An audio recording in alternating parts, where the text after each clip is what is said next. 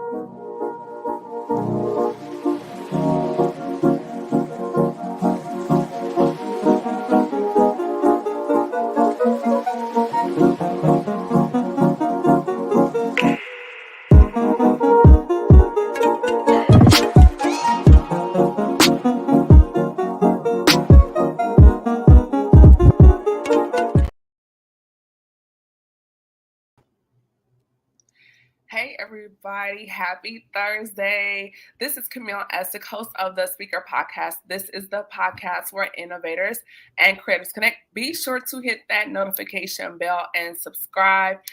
We have some great conversation coming in tonight. Before we get into anything, Father's Day is coming up. If you know and follow GBM Official on Instagram, our Father's Day sale just kicked off today. You can use the coupon code FATHER. That way you can save 20% at the checkout. That is FATHER. That sale will be going on until Thursday. Also, be sure to follow me also on Instagram at Camille.Essex and also on YouTube. Just hit that notification bell and subscribe. If you're not sharing, shame on you, because this is a conversation you don't want to miss, and you definitely want to share this conversation. Hey, Angela, thank you for tuning in. With that being said, he is not a stranger to the show. We connected offline, I think during the pandemic, during the days of the coronavirus, and he was on and dropped mini gems.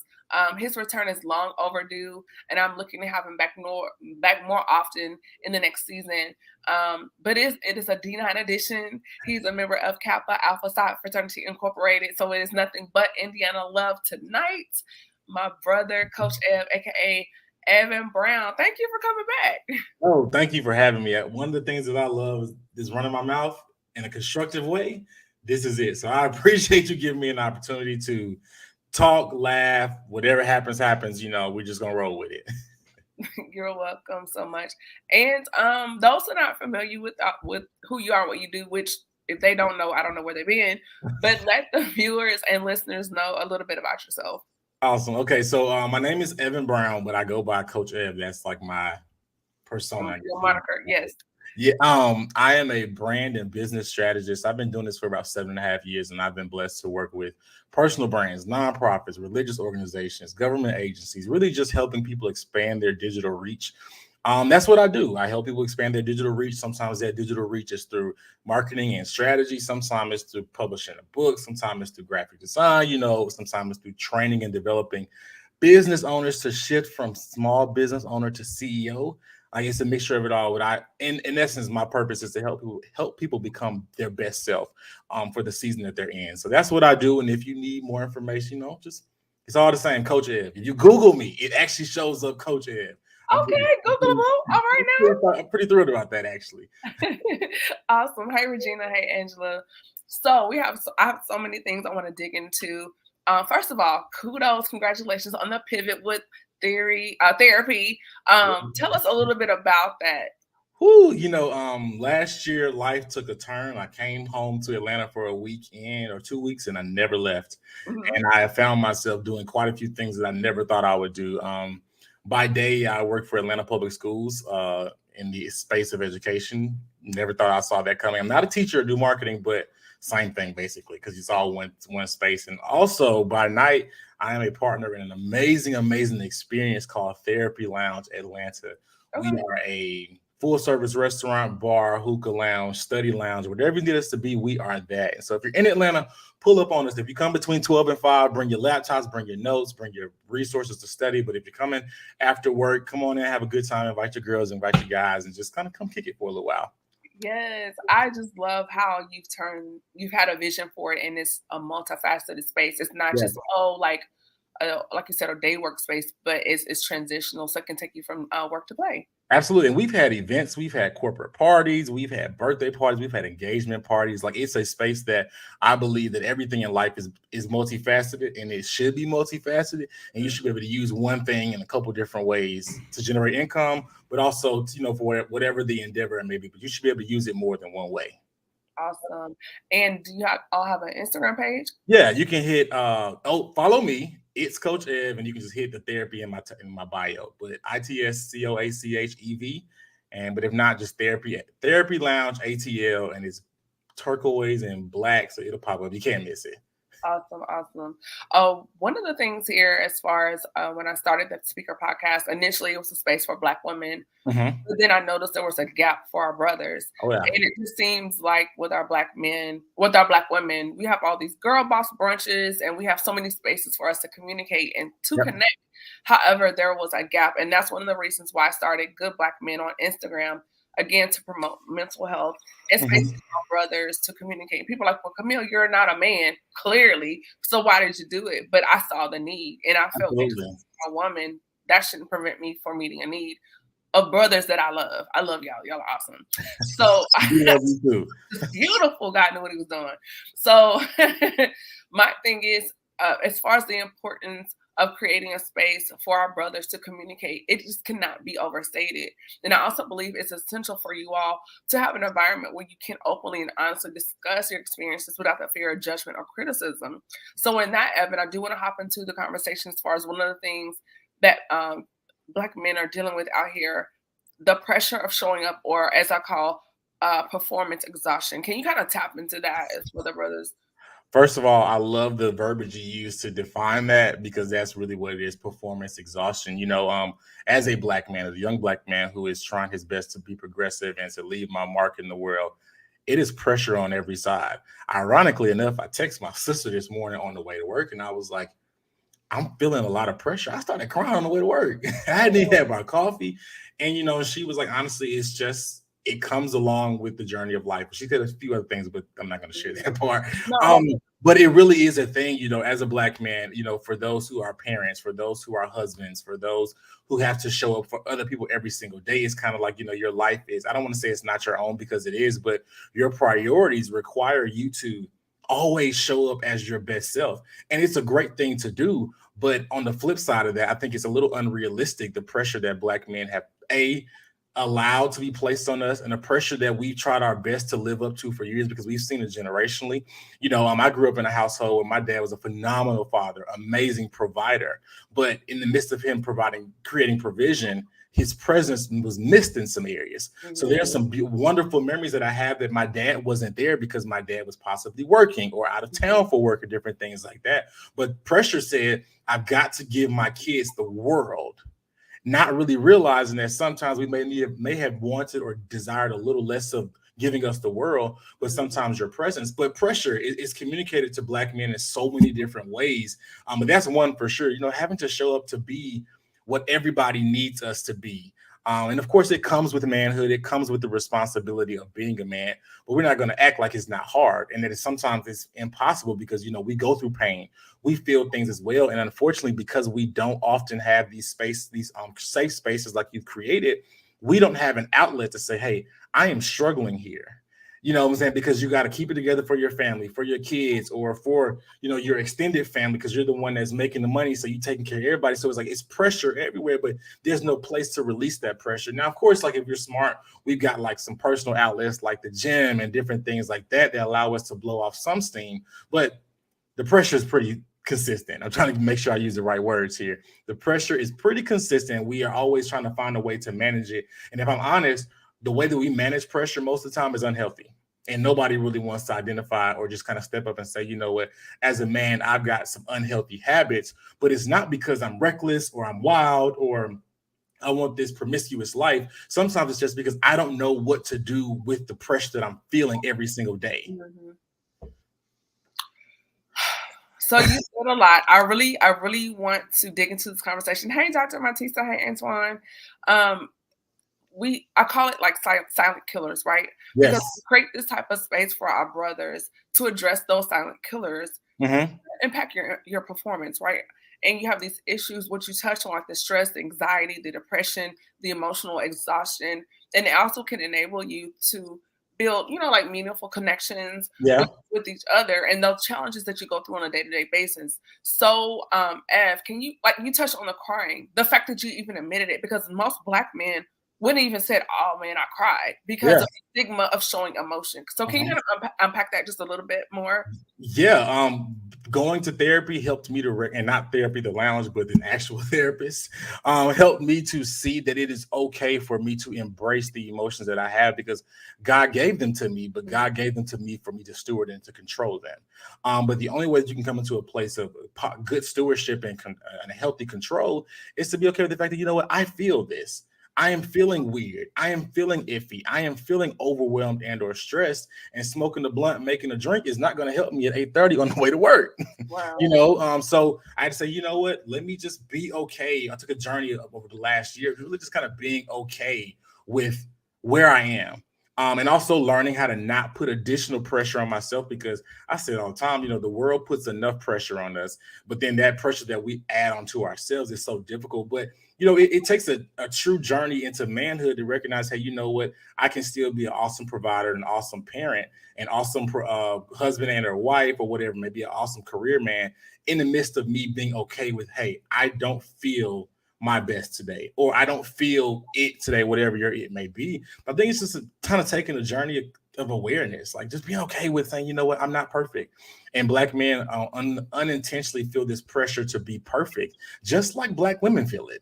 But it just shows up differently. But it's like you got to say, hey, you know what, I'm not perfect, and neither is the next man, neither is the next woman. They're all dealing with their pressures in one way or another, and it's okay for me to embrace mine because once you embrace it, now you're able to do something with it. I've turned some of the pressure, some points in my life into wonderful things, and I'm glad about it. But I had to be okay with acknowledging I'm feeling a lot of stuff. I'm okay with writing stuff into a journal. Now it's not a journal with a pink bow on the front. Mine is a composition notebook, like old school that we grew up with, but it works for me to get that stuff off of me. So I'm not walking around navigating through 80,000 things in my mind, in addition to trying to still be who I'm supposed to be every day in the earth.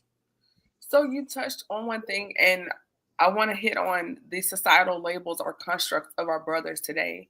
And I think a lot of that is still an issue to a degree as far as Mhm. being able to open up and talk about, hey, I went to therapy, or hey, I cried today, or Yep. hey, I wrote in my journal. And it's not an attack on who you are as a man, your Mhm. masculinity, or your orientation. So, Evan, can you kind of dig that out a little bit more for us, please?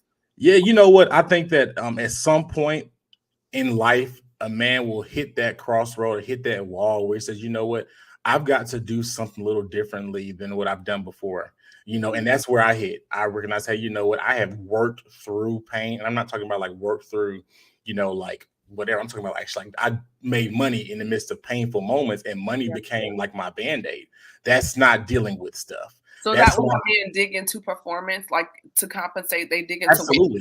Okay. I personally believe, I won't say it like that. There are a lot of men who are very successful professionally, and we are broken outside of work. We don't really know our left from our work, our right outside of like, when it comes to making money. And because we are in a very money hungry or money driven society, you can just about mask anything with money. And nobody will recognize or they'll never think twice about it. I've got some really good friends, some really solid homeboys who are very wealthy. And I'm probably the only one that can recognize, oh, there's some pain happening right there.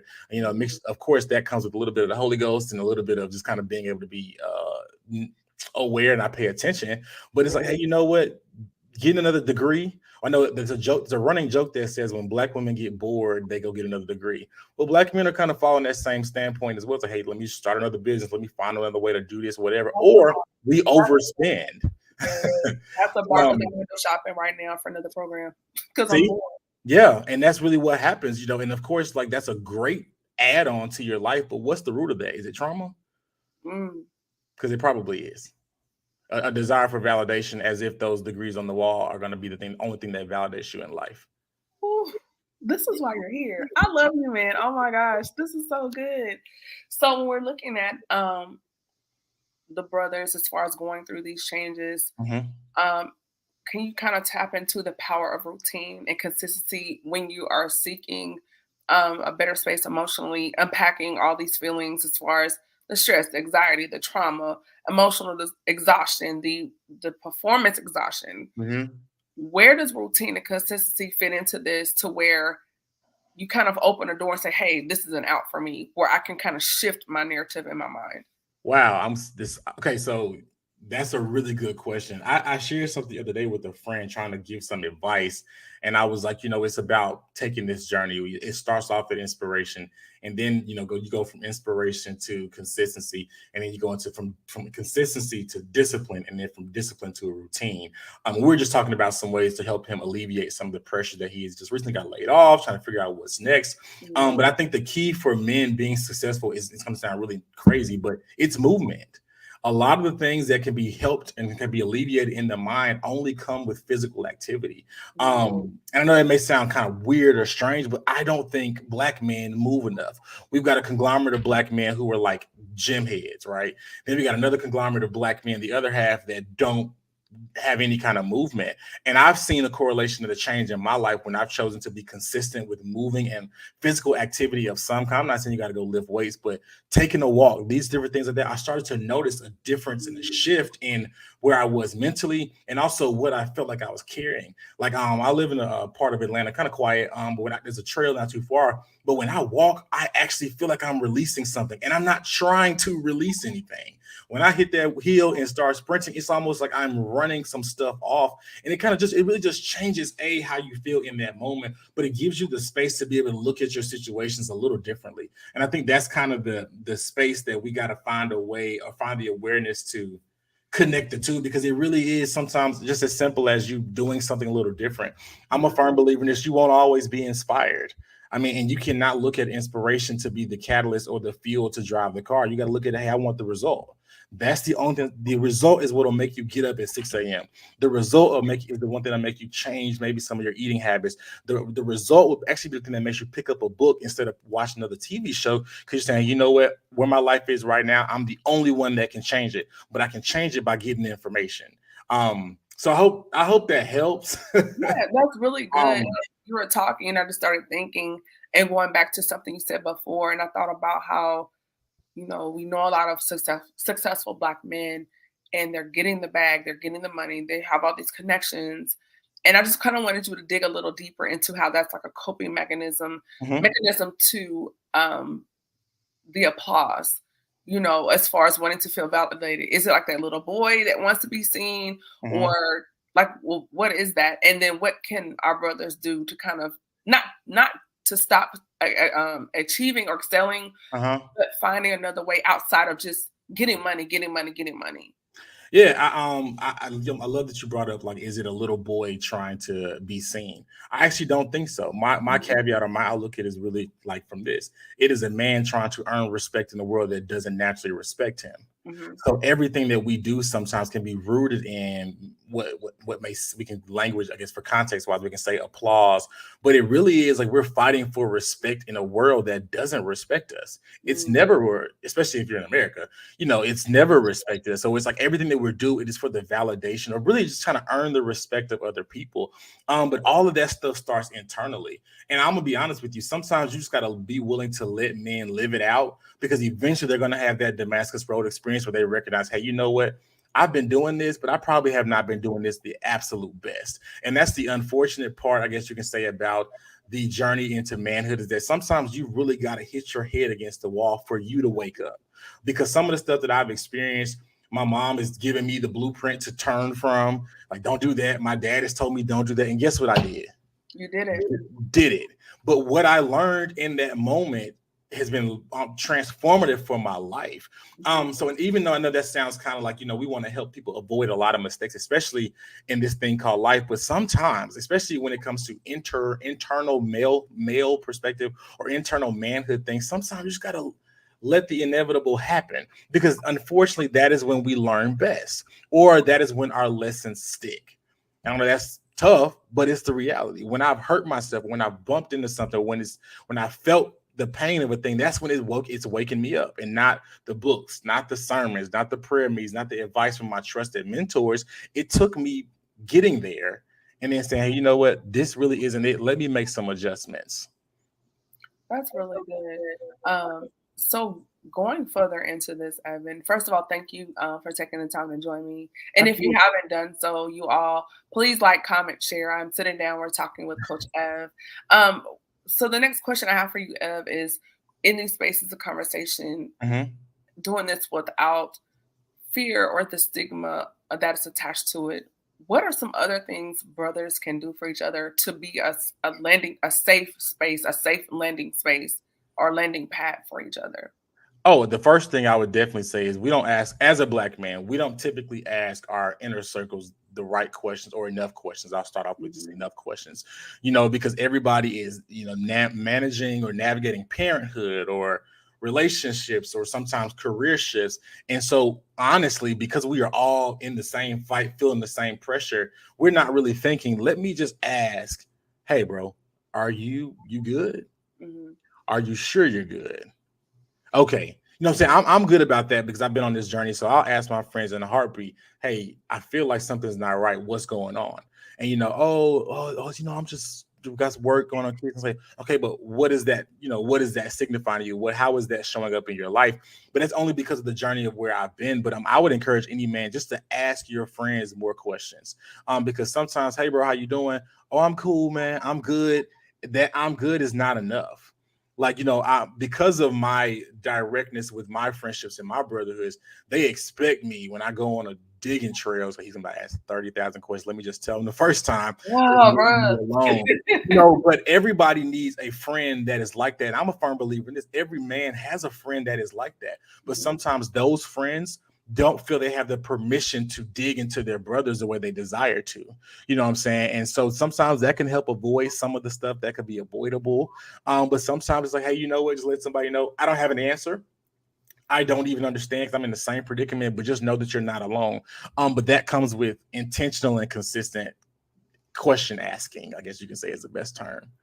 That's good. I've seen a rise, or we collectively have seen a rise in suicide and depression in our brothers because this topic has been taboo, particularly in the church, since the beginning.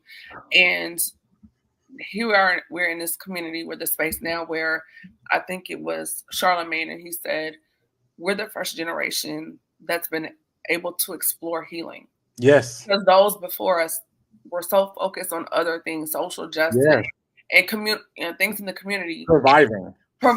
It wasn't even a thought. It was like, here, I got to keep the lights on. I got to pay the light, So can you kind of unpack that? Like, now that we have the freedom, the autonomy to explore healing, what is maybe the first step that brothers should take?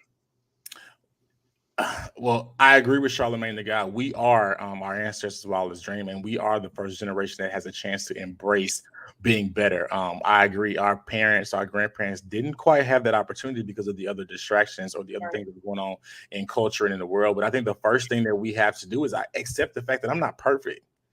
Like, it's not enough money. Somebody can give me $30 million right now, and guess what?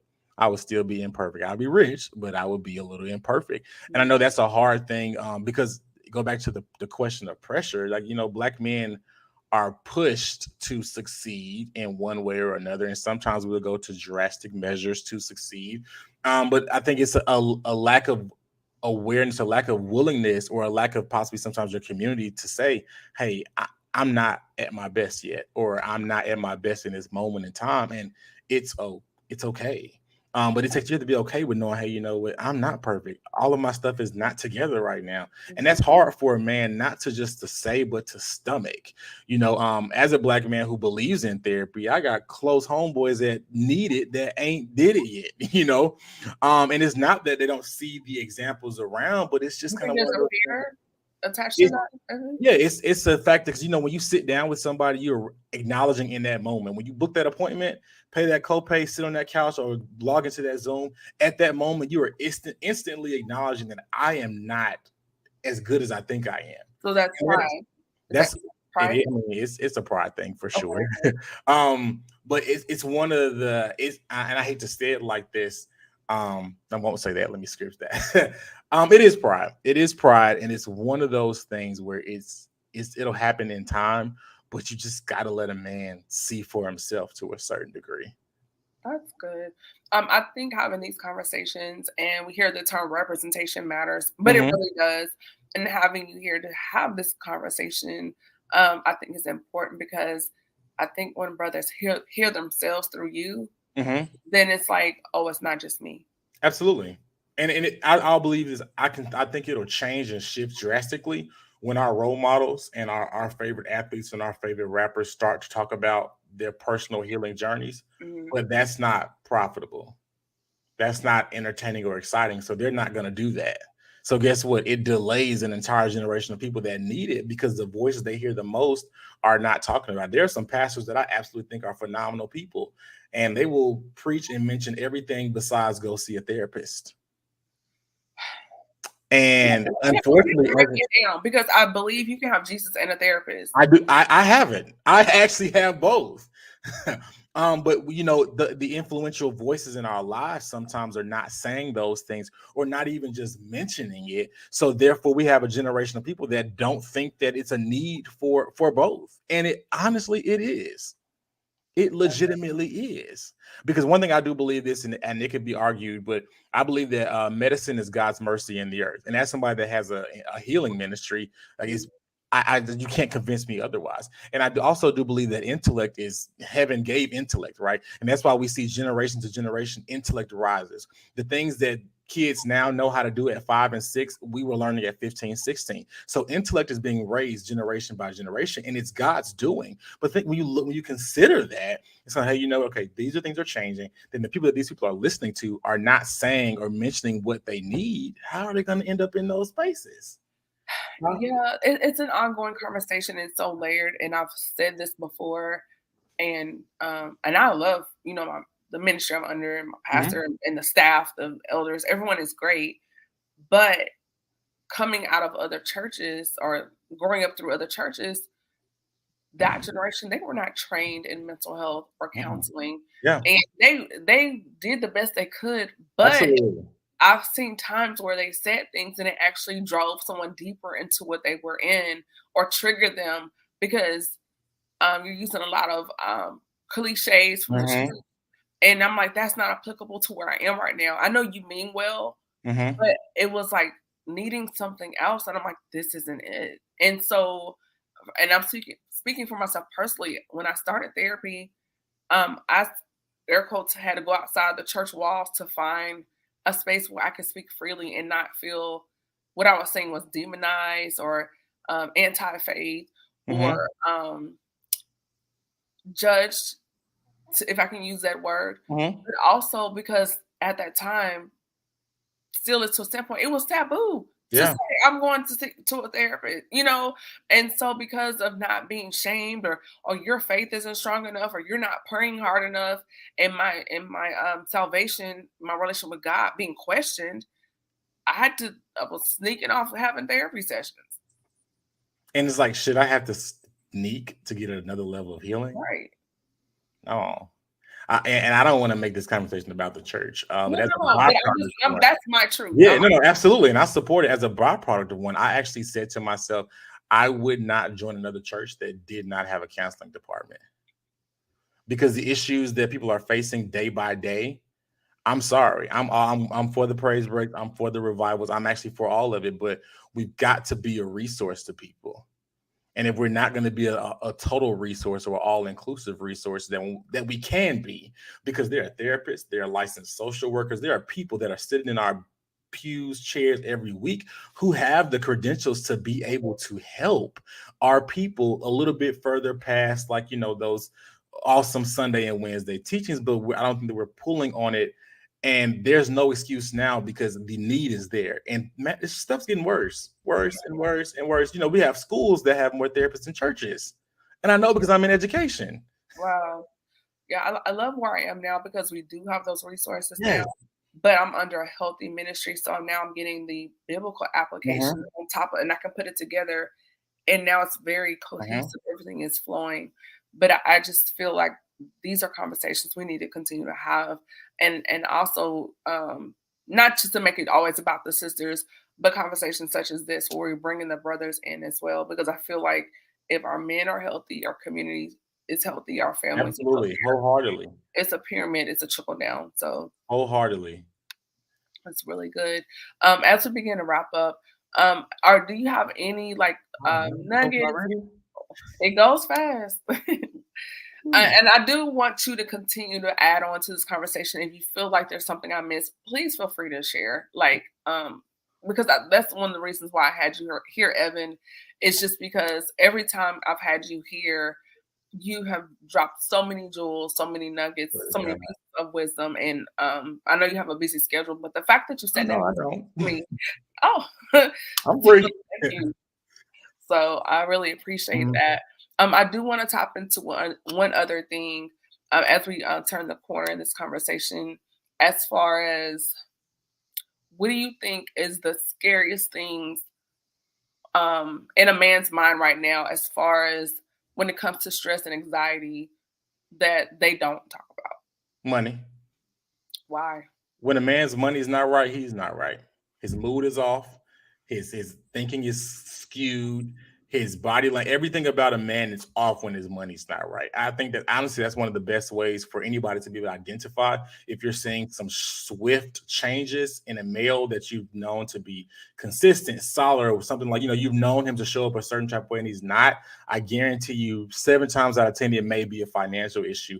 And men aren't comfortable talking about their finances or sometimes the up, down, the growth, the loss of finance because we're taught from beginning that we are the providers, and we're supposed to be. We're supposed to be providers, and but in that provision, it's like we don't teach men to be better stewards of what we have. We teach them to go make more, but we don't talk to them about being the best steward of that.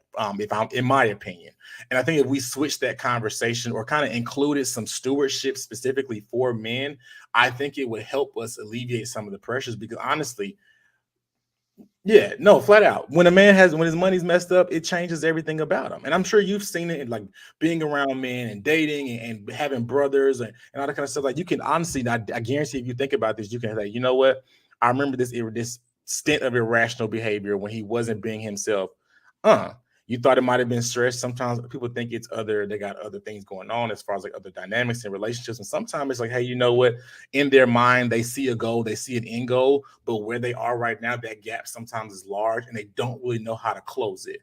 And sometimes instead of just divulging into new information to close that gap, we instantly go into stress mode, acting crazy, doing wild stuff, because in the end of the day, we want to hit that goal. I think that men are some of the biggest goal getters or go getters that exist.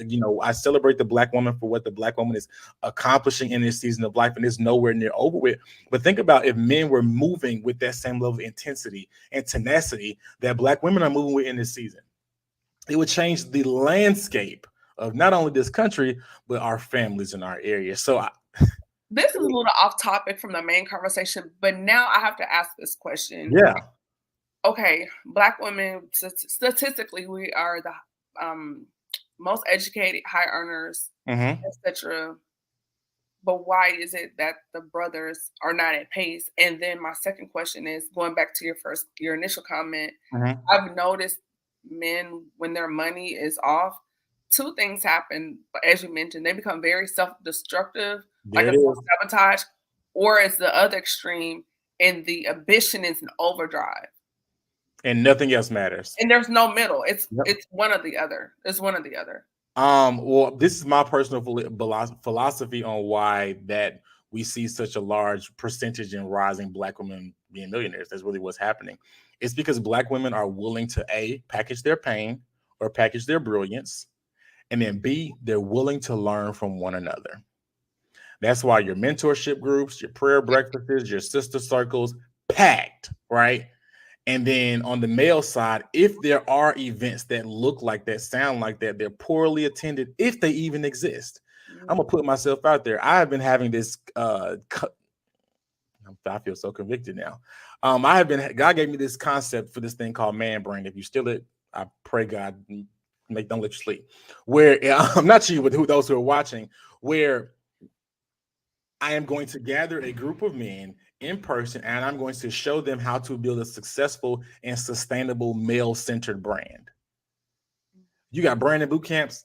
women are all over them. They're being I hosted. started Good Black Men, and I'm a woman. It's for brothers. And you know, and that right there even shows the gap. Like, because a man somewhere was supposed to do that. But because he didn't, and it's time sensitive, God put it on your heart. He said, you know what, she'll do it. And honestly, what'll happen is you'll probably end up shifting that over to the right person, the right male, and he'll take it and do whatever the next leg of it is. But you know, but those are my two reasons why I do believe that there is such a gap, is because Black men are not always willing to package their brilliance or deal with their pain to be able to package it for it to be monumental or helpful. But the second part of that is that Black women don't mind learning. Black men have a hard time learning, especially from other men. Is that the pride thing again? It's pride, it's ego, it's culture. It is also family. So how? Okay, I can understand the ego and the pride, but can you break down the culture and the family part? Got it. So culture says, or culture/family tells a Black man, get out here and figure it out. Hustle, grind, no sleep. All those taglines that we hear, those are all written, stated, and plastered in the world by Black men.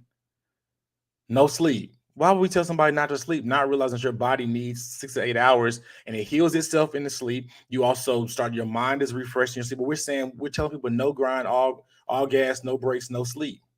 And women, we're just like self-care, sis. Off life. Vacation. Y'all going to therapy. Y'all are quitting your jobs and moving to Costa Rica for 6 months. Y'all are learning how to invest. You guys are getting your real estate licenses. You guys are setting up 7 to 10 streams of income. You all are willing to do what you need to do. But guess what? You all are also, all that started because you pursued information at some point. But we didn't want to because we weren't getting the support from our counterparts.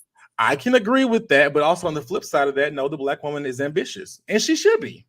Again, it's not our choice. You think that Evan, I don't want to do all this. I personally don't agree with you. I personally think that you are a Camille. I don't want to do all this. But I don't agree. I think that part of that is in your DNA, your makeup. You are a multifaceted woman. So you will forever juggle a lot. Now you may not want to, none of us really want to work hard, but when it comes down to who Camille is as a woman, Camille has always been multifaceted. I have. Always. Because guess what? As a believer, you are. The dumbest thing I've ever heard is don't be a one-trick pony, or what is it called? Be a master of one thing and not a jack of all trades. It's crazy. No. I am going to be a jack of quite a few trades. I'm going to master a few things. Why am I putting this self-limiting belief system on myself that I can only do this one thing and be a master in one area? Absolutely not. Absolutely not. I can master a few areas and spaces. And what's happened is because women naturally know how to juggle, they know how to manage things. And the Bible says the man goes to war, he brings the spoils back and the woman sorts them. You guys know how to do more than one thing. Naturally, it's a part of your DNA. You couldn't change it. So I don't think that wholeheartedly that y'all don't want to quote unquote work hard. I disagree with that. I think that you all want more and you desire your more to come with some conditions that are not heavy and not so per se like I got to do it all on my own, but y'all are ambitious and don't ever turn your ambition down for a man. Make that man level up. Oh no, we're not doing that. And honestly, I'll even say this: what happens when a man meets a woman that he starts to fall in love with and he's inspired by, who is ambitious, is awakens something on the inside of him that he didn't even know was already there. We're nurturers. We'll take anything that you create and say, hey, I have an idea. And we will come with a plan. We'll say, hey, babe, what about this? 73% of millionaires are married. Talk about it. There's a reason for that. You know what I'm saying? Like this life is not meant to be done alone. Purpose partnerships. Like it's not meant to be done alone on any side. So, but yeah, I definitely disagree with you on that one about you don't want to have, no, it's in you. I've tried to not really. Let's unpack that. Let me ask you, why do you not want to move in all of your brilliance and your power? Not saying that. I think for me, because I've been doing it for so long, super tired. And I know having that support and that push, I can go further. But I'm in a chapter in my life where I've had to have my own pep rallies, and I'm kind of tired. I do understand that, but can I ask you a question? Because Superwoman, I do, and Black women for sure are superwomen, 100 hands down. We'll never be able to take that away from you all. But could it be that Superwoman is tired now because she did certain things for so long without healthy boundaries? Because if certain boundaries in place, yes. if certain boundaries were in place, would you really be as tired as you may feel right now? Unpack it. At some point, we've exerted energy in spaces and things that we did not need to. And I know because I do it. I've done it and I'm trying my best. But it's like, let's call a spade a spade. We're tired, we're burnt out because at some point in time we have put too much somewhere that we shouldn't have. I poured into a lot of people and it was not reciprocated. Boom. I did. It's your responsibility to pour. I've done it. Yeah. Because sometimes it is our responsibility to be the vessel that pours into everybody, right? But that pour eventually at some point, hey, okay, you know what? I'm empty. I'm okay. You guys can be okay for a couple weeks without me. I'm going to go recharge and rest and relax or whatever I need to do to refuel. So I even had to stop playing that boundaries game even with myself. Because I'm just like you. I will pour into the cup. It's empty.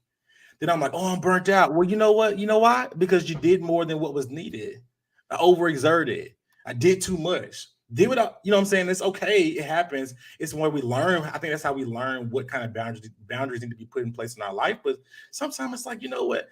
I could have just stopped there, but I chose to go all the way there. I'm in my selfish season now. Me too. So I get it. And now people are like, she being new and she's being this. And it's like, no, I learned the power of no because I went through a phase of wanting to please and I just want you to like me. And it was almost like coming to America, whatever you like. Like I was, you know, and now I've learned to say no, or I don't have the capacity for that right now. Yes. Even if it's putting my phone on D&D, the moon at 8:30, I don't care who's texting and calling. Unless they're on fire, somebody died. I'm looking at my phone like, because I need time for me. And, being selfish now, I've found more peace. Even like with the podcasting, incorporating more breaks because it's pouring out. I'm pouring out all the time. And it was like, you know what? Why am I doing this?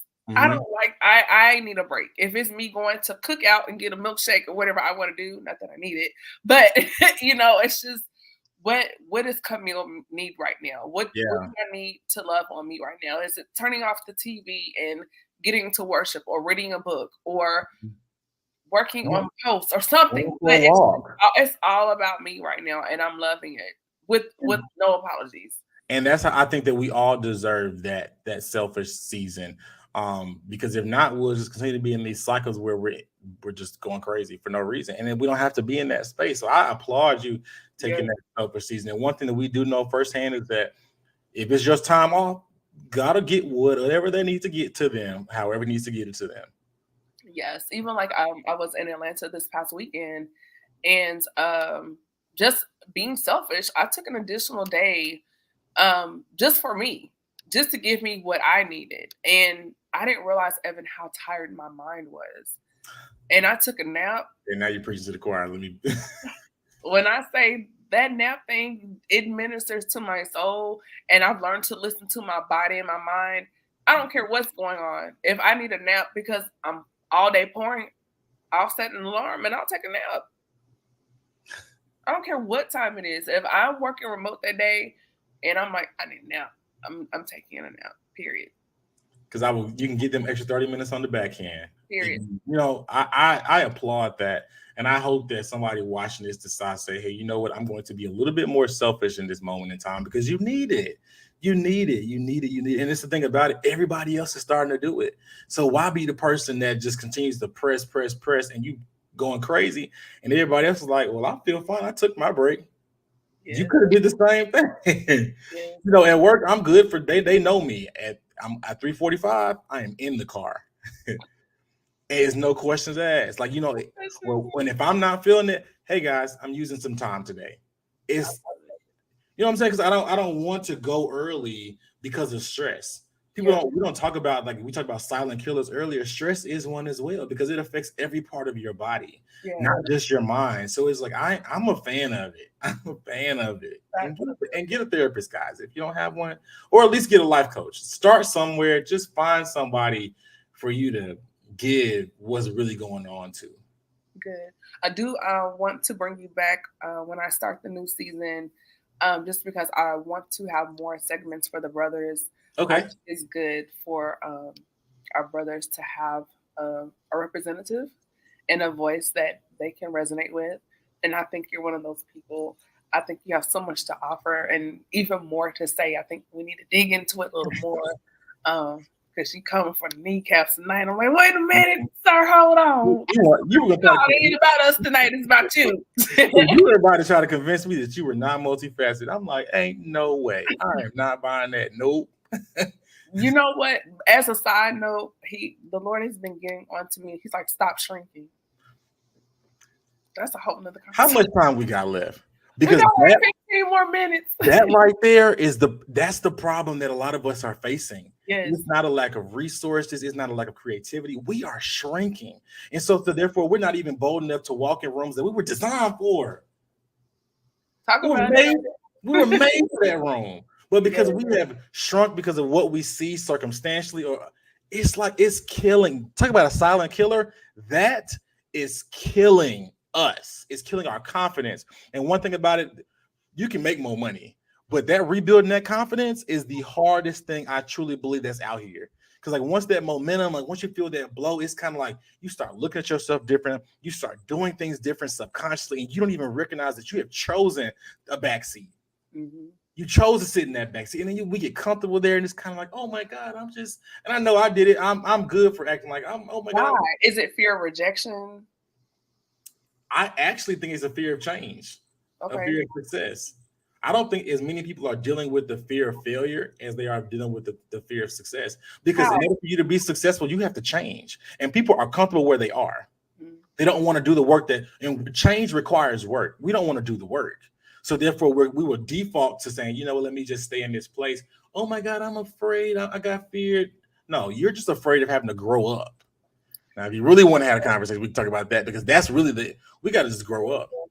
That is so good. Let me rewind. So when I started the podcast, I was in the Navy, but at the time I had my lash brand, Kamiki Mink, and I was doing makeup and lashes at the Stellar Awards.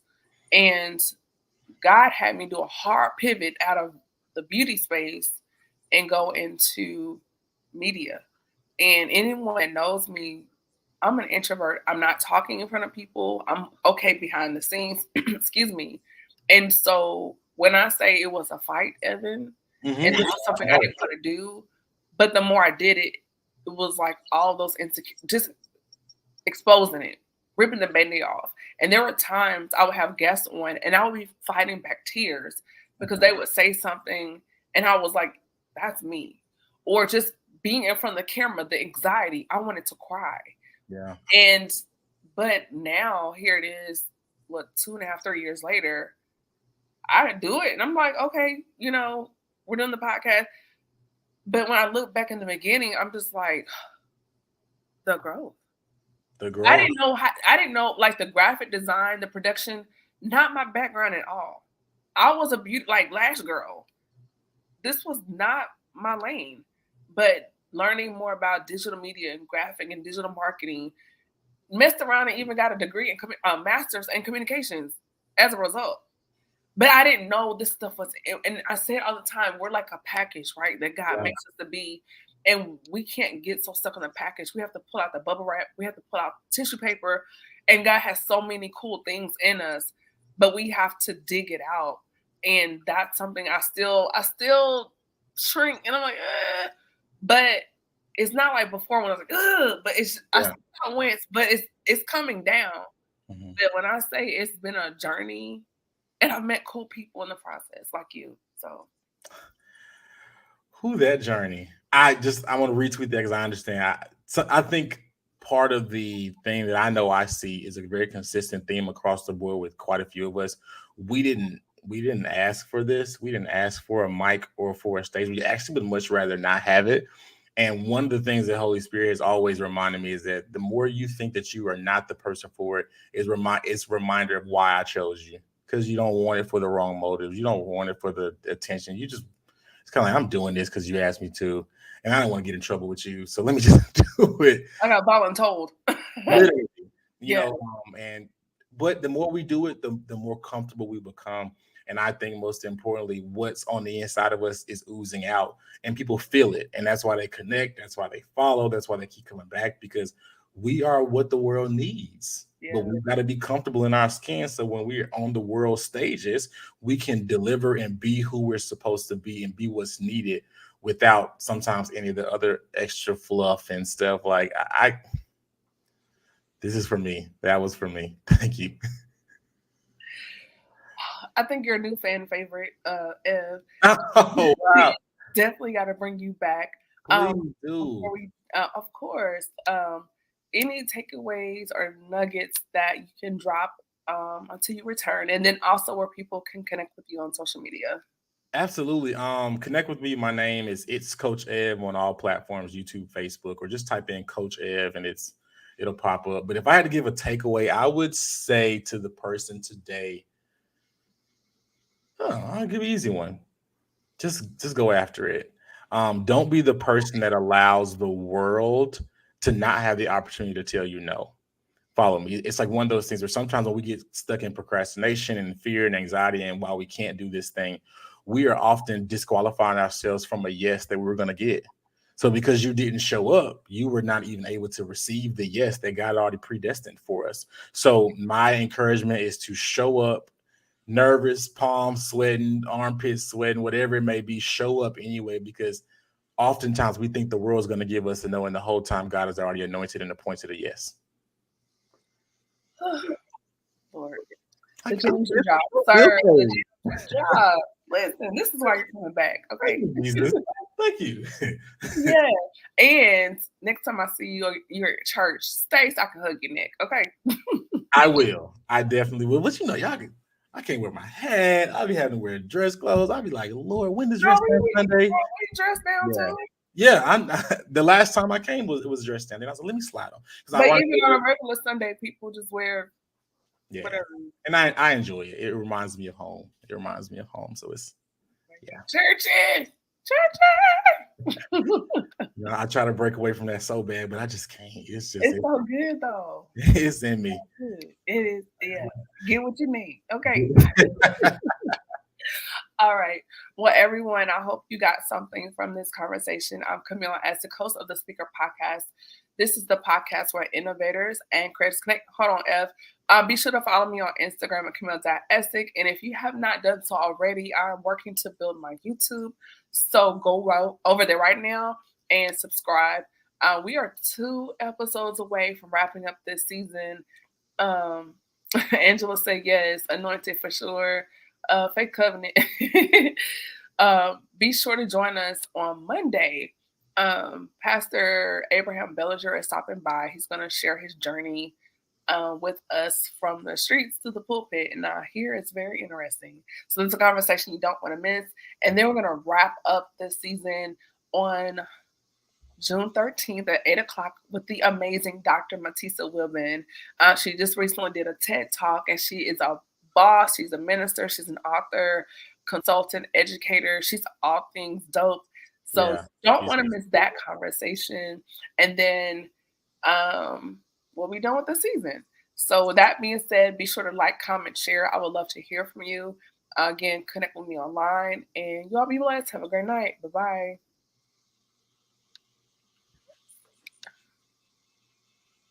Y'all, I'm trying to find it. Hold on. I usually have it up, but it's awkward silence. My bad, y'all. Good night.